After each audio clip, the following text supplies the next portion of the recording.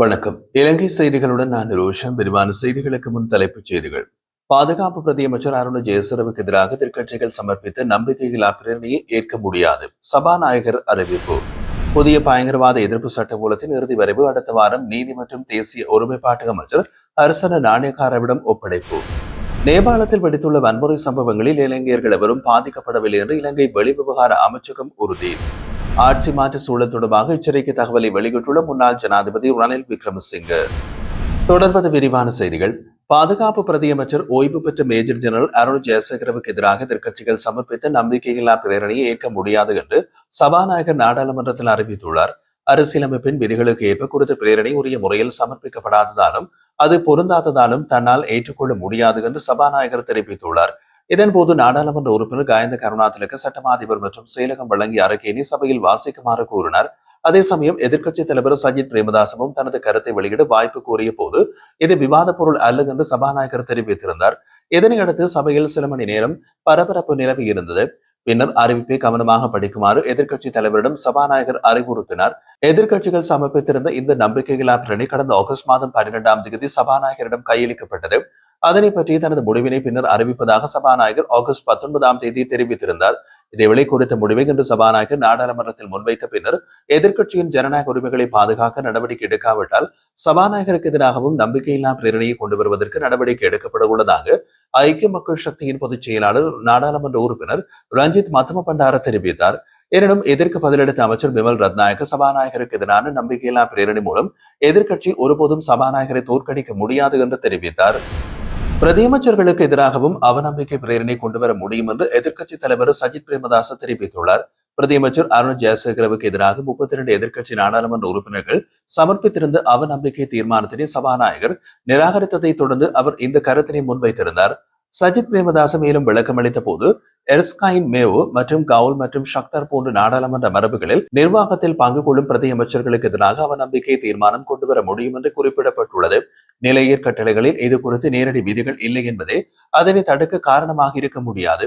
அரசியலமைப்பின் 46இல் 1வது பிரிவின்படி பிரதியமைச்சர்கள் நிர்வாக அதிகாரங்களை பயன்படுத்துவதால் அவர்களுக்கு எதிராக அவநம்பிக்கை தீர்மானங்களை முன்வைப்பது வெஸ்ட்மின்ஸ்டர் பாரம்பரியத்துடன் ஒத்துள்ளது என்று அவர் குறிப்பிட்டுள்ளார். மேலும் அரசியலமைப்பின் 45இல் 3வது பிரிவின் கீழ் பரந்த கட்டமைப்பில் இதற்கான வாய்ப்பு உள்ளதாகவும் சட்டமாதிபர் மற்றும் நாடாளுமன்ற செயலகத்தின் அறிக்கைகள் சபையில் சமர்ப்பிக்கப்பட்டு விவாதிக்கப்பட வேண்டும் என்றும் அவர் வலியுறுத்தினார். புதிய பயங்கரவாத எதிர்ப்பு சட்ட மூலத்தை வரைவதற்கான நியமிக்கப்பட்ட நிபுணர் குழுவின் இறுதி வரைவு அடுத்த வாரம் நீதி மற்றும் தேசிய ஒருமைப்பாட்டு அமைச்சர் ஹர்சன நாணயக்காரவிடம் ஒப்படைக்கப்பட உள்ளதாக தெரிவிக்கப்பட்டுள்ளது. அமைச்சரவை நியமித்த குழு நேற்றைய தினம் பிற்பகல் அமைச்சில் கூடிய போது குழு தலைவர் ஜனாதிபதி சட்டத்தரணி ரியான்சி அரசு குலரத்ன இதனை அறிவித்துள்ளார். இன்னமும் மீதமுள்ள சிக்கலான பிரிவுகளை அடையாளம் காணும் பணி இந்த வாரத்துக்குள் நிறைவு செய்யப்படும் என்றும் அதற்காக குழு தினசரி கூடும் என்றும் அவர் குறிப்பிட்டிருந்தார். குழுவின் பரிந்துரைகளின் அடிப்படையில் சட்ட வரைஞர் திணைக்களம் இறுதி சட்ட மூலத்தை உருவாக்கும் என்றும் விளக்கம் அளிக்கப்பட்டுள்ளது. இந்த கலந்துரையாடலில் சட்டமாதிபர் திணைக்களம் நீதி அமைச்சு மற்றும் தொடர்புடைய நிறுவனங்களின் மூத்த அதிகாரிகள் பங்கேற்றதாக நீதி மற்றும் தேசிய ஒருமைப்பாட்டு அமைச்சு தெரிவித்துள்ளது. கடந்த ஆண்டில் சுமார் 350 போலீஸ் அதிகாரிகள் பணி நீக்கம் செய்யப்பட்டுள்ளதாக பொதுமக்கள் பாதுகாப்பு அமைச்சர் ஆனந்த விஜயபால தெரிவித்துள்ளார்.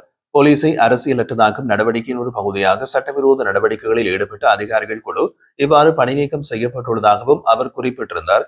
களுத்துறை போலீஸ் பயிற்சி கல்லூரியில் நடைபெற்ற நிகழ்வொன்றில் பங்கேற்று உரையாடிய போது அவர் இவ்வாறு குறிப்பிட்டிருந்தார். இதேவேளை கைது செய்யப்பட்டு விளக்கமறியலில் வைக்கப்பட்டிருந்த முன்னாள் கடற்படை தளபதி நிஷாந்த உலுகேதன எதிர்வரும் 24ஆம் தேதி வரை தொடர்ந்தும் விளக்கமறியலில் வைக்கப்பட்டுள்ளார். முன்னாள் கடற்படை தளபதி இன்று பொல்காவல நீதிவான் நீதிமன்றத்தில் ஆஜர்படுத்தப்பட்டதை அடுத்து இந்த விளக்கமறியல் நீட்டிப்பு உத்தரவு பிறப்பிக்கப்பட்டுள்ளது. கடற்படை புலனாய்வு பணிப்பாளராக சேவையாற்றிய காலத்தில் பொத்துவகர பகுதியில் நடந்த கடத்தல் தொடர்பான விசாரணைக்கு அமைய நிஷாந்த் உலுகேதன கைது செய்யப்பட்டிருந்தமை குறிப்பிடத்தக்கது. நேபாளத்தில் வெடித்துள்ள வன்முறை சம்பவங்களில் இலங்கையர்கள் எவரும் பாதிக்கப்படவில்லை என்று இலங்கை வெளிவிவகார அமைச்சகம் உறுதியளித்துள்ளது. காத்மண்டுவில் உள்ள இலங்கை தூதரகம் சமூக ஊடக குழுக்கள் மற்றும் அங்குள்ள சமூகங்களுடன் தொடர்பில் இருந்து வருகின்றது.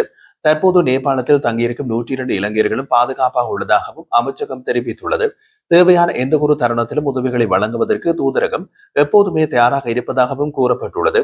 இதற்கிடையில் அதிகரித்து வரும் வன்முறையை கட்டுப்படுத்த நேபாளத்தில் இரவு 10 மணி முதல் ராணுவம் மற்றும் பாதுகாப்பு படையினர் சட்ட ஒழுங்கு பொறுப்பை ஏற்றுள்ளார்கள் என்று அந்த நாட்டு ராணுவம் அறிவித்துள்ளது. கேபி எனப்படும் குமரன் பத்மநாதன் என்பவரை மலேசிய காவல்துறையினரை கைது செய்தார்கள்.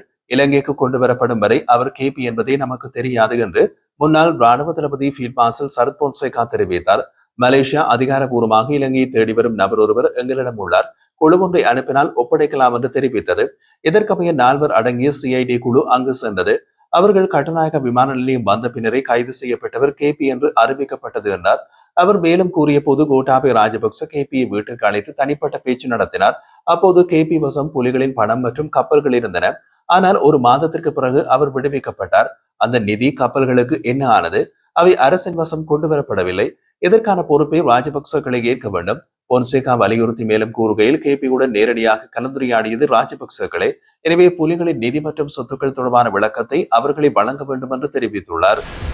முன்னாள் ஜனாதிபதி மஹிந்த ராஜபக்ச தனது நீண்டகால நண்பரான முன்னாள் நாடாளுமன்ற உறுப்பினர் வாசுதேவ நாணயக்காரவை சந்தித்து அவரது நலன் தொடர்பில் விசாரித்ததை மஹிந்த ராஜபக்ச தனது முகநூல் பக்கத்தில் பதிவிட்டுள்ளார்.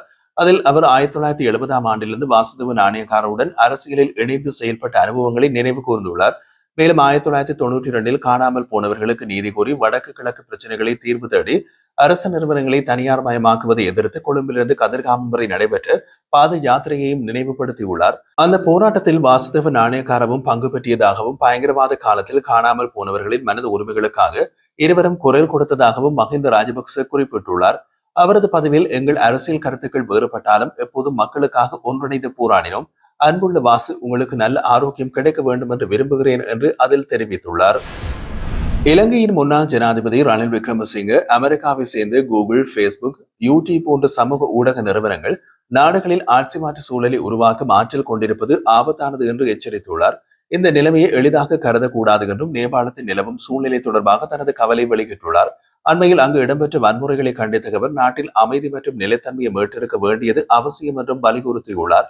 நேபாள அரசியல்வாதிகள் குறுகிய கால அரசியலில் மட்டும் கவனம் செலுத்தி நீண்ட கால சவால்களை புறக்கணித்ததே இளைஞர்களின் அதிருப்திக்கு காரணம் என்றும் சமூக ஊடகங்களை முழுமையாக தடை செய்ய தீர்மானமும் பிரச்சனைகளின் அடிப்படை காரணங்களை தீர்க்காததும் தான் மேலும் அதிருப்தியை அதிகரித்ததென்றும் அவர் குறிப்பிட்டுள்ளார்.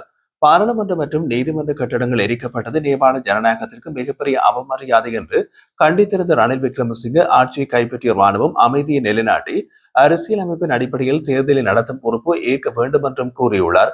நேபாளம் புத்த பிரான் பிறந்த புனித நிலமாக இருப்பதால் இலங்கைக்கு சிறப்பு இடம் வகிப்பதாகவும் திறமையற்ற ஆட்சி நிர்வாகமே இந்த நிலைமைக்கு வழிவகுத்திருக்கலாம் என்றும் அவர் சுட்டிக்காட்டினார். பௌத்த கொள்கைகளை அடிப்படையாக கொண்டு நேபாளம் தன் அரசியலை முன்னெடுக்கும் என்று நம்புவதாகவும் தெரிவித்துள்ளார். மேலும் இளைஞர்கள் உட்பட உயிரிழந்தோரின் படுகொலைகளையும் முன்னாள் பிரதமரின் இல்லம் எரிக்கப்பட்டதையும் அவரது மனைவி கொல்லப்பட்டதையும் கடுமையாக கண்டித்து குடும்பங்களுக்கு ஆழ்ந்த இரங்கலையும் ரணில் விக்ரமசிங்கே தெரிவித்துள்ளார். இந்த நிலைமைகள் எவ்வளவு தூரம் சென்றுவிடக் கூடாது என்றும் காவல்துறையினர் துப்பாக்கிச்சூடு எந்த விதத்திலும் ஏற்றுக்கொள்ள முடியாதது என்றும் அவர் அந்த அறிக்கையில் வலியுறுத்தியுள்ளார்.